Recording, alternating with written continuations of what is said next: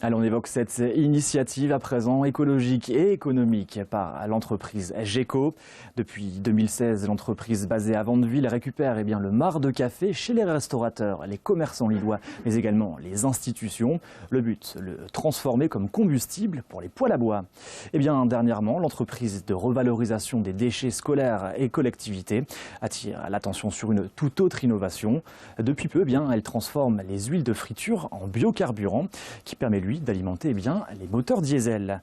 C'est grâce à un système mis en place par les ingénieurs de l'entreprise que cette dernière qui teste en ce moment même ce système écologique et économique avec la ville de Lille. Ce sont d'ailleurs pour l'heure un car scolaire et plusieurs véhicules de propreté qui sont équipés du système. Ce dernier limite drastiquement les émissions de CO2 car le biocarburant issu des huiles de friture notamment émet 95% de CO2 en moins que le gazole classique et même 65% de moins que les autres biodiesels. Des résultats tout à fait prometteurs pour l'entreprise qui espère bien développer son action dans d'autres collectivités. Un avantage non négligeable puisque par rapport aux particuliers qui sont eux limités à 7% de biocarburant dans le diesel, ces véhicules de service eux pourront contenir jusqu'à 30%. Explication complémentaire au micro de nos journalistes. Quand on fabrique du biodiesel avec ces huiles de friture.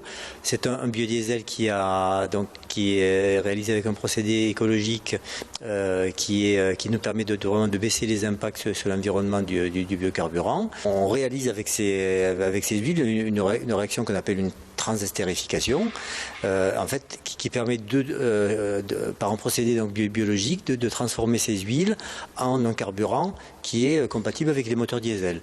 Donc c'est un procédé qu'on a développé en interne et en collaboration avec l'Université de Lille. Donc on a un chercheur qui a travaillé sur le sujet et qui a développé au stade laboratoire et maintenant au stade de prototype.